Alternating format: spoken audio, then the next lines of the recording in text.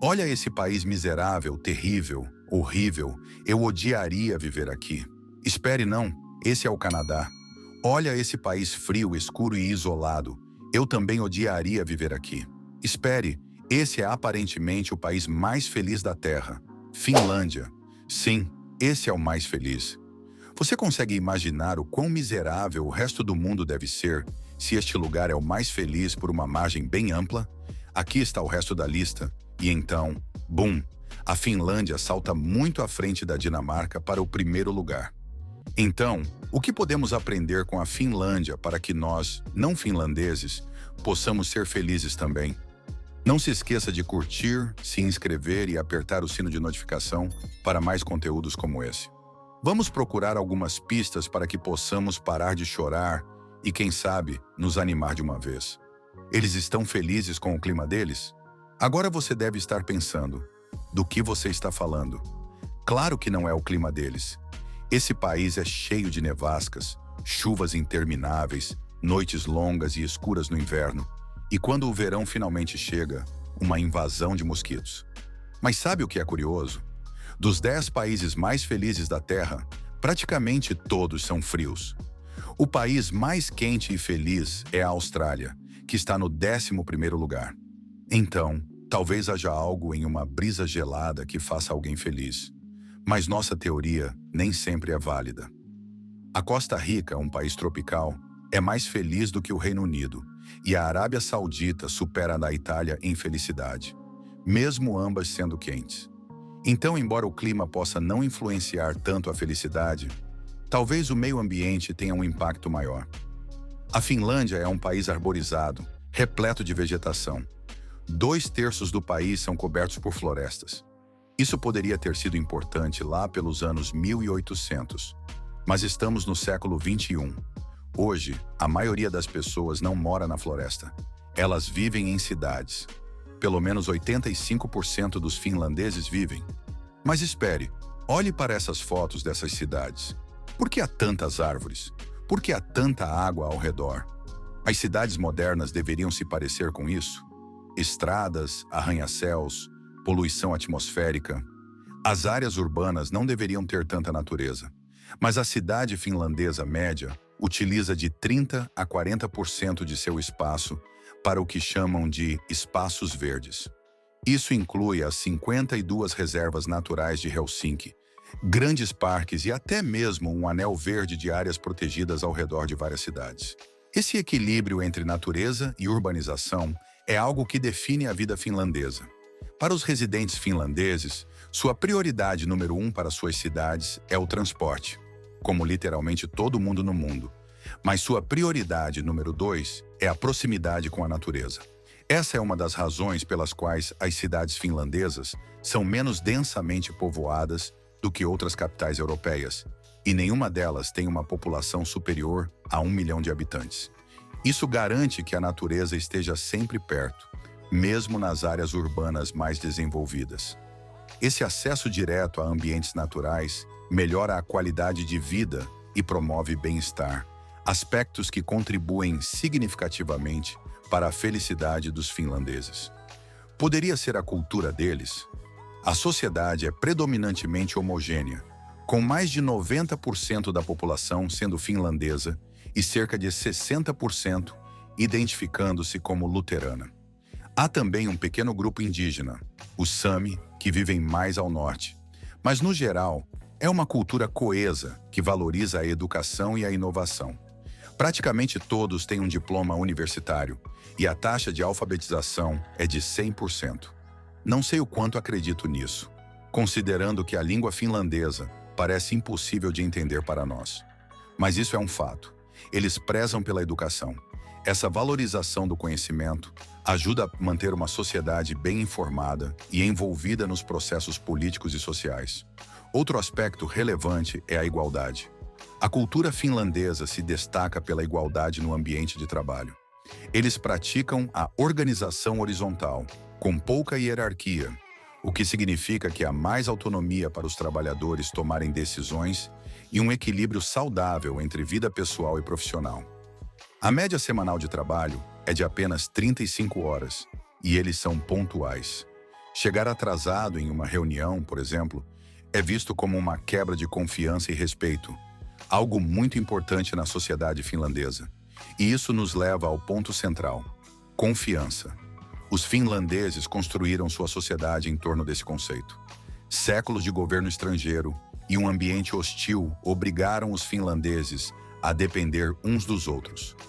É difícil sobreviver sozinho quando o clima é tão rigoroso e quando a história os forçou a se adaptar a diferentes dominadores, como os suecos e os russos. Talvez seja por isso que eles desenvolvem uma relação de confiança profunda com seus vizinhos. Eles se tornaram uma das sociedades mais seguras e igualitárias da Europa. Poderia ser a segurança que deixa os finlandeses tão felizes? Geralmente, se preocupar com guerra, ter sua casa roubada ou ser baleado não é bom para a saúde mental. E a Finlândia é um país extremamente seguro e protegido. Desde os anos 90, a taxa de criminalidade caiu drasticamente. A pobreza é quase inexistente, apenas 2%, e 100% das residências têm acesso à eletricidade. As pessoas vivem por muito tempo e, incrivelmente, o crime mais comum no país é relacionado a infrações de trânsito. Além disso, a expectativa de vida é alta e a população é relativamente estável. São 5,5 milhões de pessoas, com uma projeção de queda para cerca de 5 milhões até 2100. Geopoliticamente, a Finlândia está em uma posição privilegiada. Faz parte da União Europeia, garantindo acesso a mercados livres, e agora é membro da OTAN, o que fornece uma camada extra de segurança militar. Seus vizinhos são países ricos e estáveis como Suécia, Noruega, Dinamarca e Alemanha. Mas há um vizinho incômodo: a Rússia. Lidar com a Rússia é uma preocupação constante para os finlandeses. Afinal, os russos sempre tiveram interesse no território finlandês. Embora os finlandeses sejam minúsculos comparados à Rússia, eles conseguiram manter sua soberania durante a Guerra de Inverno e provaram que não seriam facilmente subjugados. A Finlândia tem uma das maiores cargas tributárias da Terra, mas felizmente seu governo também tem um departamento de contabilidade bastante competente a cada mandato eleitoral. O governo dá limites de gastos bastante rígidos que eles têm que cumprir. Não é todo ano, é todo governo. Isso significa que eles geralmente acabam com um superávit de 2 a 3%. E embora eles tenham se endividado seriamente, durante sua depressão nos anos 90, eles acabaram equilibrando isso de volta com seu boom dos anos 89, 2000 e então o déficit novamente voltou em 2008. Mas conforme sua população envelhece e retira esse dinheiro dos impostos por meio de pensões, eles tiveram que voltar a esse déficit de gastos que está ameaçando seu estilo de vida, de bem-estar nórdico, e pode assustar o investimento. Bem, o que eles estão recebendo por todos esses gastos?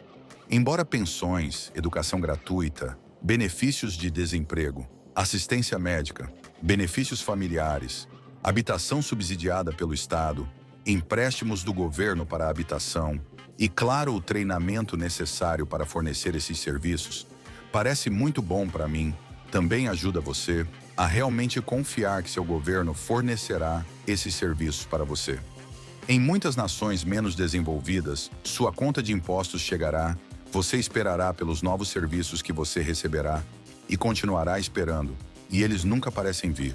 Confiando que o governo não vai te ferrar quando você der a eles 57% da sua renda, é muito importante. Se sentir seguro, então cabe a você, pessoalmente, decidir se você aceitaria esse acordo. Mas aceitar não parece deixá-los mais tristes. Ok, isso é demais sobre essa nação. Feliz e alegre, vamos falar sobre os problemas deles. Primeiro é, obviamente, a população diminuindo, ameaçando todo o seu modelo de bem-estar, trazendo dívida crescente e queda no investimento junto com isso. Segundo eles, tem uma crise imobiliária. Os preços das casas estão subindo a uma taxa bem assustadora. Mas me diga, qual nação desenvolvida não está enfrentando uma crise imobiliária e a situação da Rússia não está ficando mais amigável? É uma pena considerando que a Rússia era uma grande fornecedora de energia para eles. Quando eles foram cortados do gás russo, Os preços da eletricidade subiram quase 50%. Em um ano, eles tiveram que colocar algumas usinas de carvão de volta para funcionar, para atender a demanda. E não ajuda que 30% de sua eletricidade venha de madeira. A Finlândia tem uma taxa de doenças mentais 1,2 vezes maior do que a do Reino Unido e é 66% mais propensa a abusar de drogas e álcool do que os homólogos europeus pode ser por exclusão social. Especialmente entre as classes mais baixas, uma cultura estereotipicamente isolacionista ou simplesmente uma cultura de bebida maior na Finlândia, especialmente de bebidas destiladas. E quinto, e como a segurança econômica afeta a felicidade? Dinheiro traz felicidade? A resposta é sim, mas a história econômica da Finlândia mostra que isso não é tudo. No passado, a Finlândia era um país agrícola e pobre, sob o domínio sueco e depois russo. A maior parte de sua economia baseava-se na madeira. Foi só no século XIX, com a industrialização e o crescimento do comércio, que o país começou a se transformar. Durante o século XX, a Finlândia investiu pesadamente em educação e pesquisa, promovendo inovações como a Nokia e o sistema operacional Linux. Então, o segredo da felicidade finlandesa está na confiança, na segurança e na capacidade de construir uma sociedade resiliente. Eles mostram que uma vida mais simples e focada em bem-estar coletivo pode, sim, ser a chave para uma felicidade mais duradoura.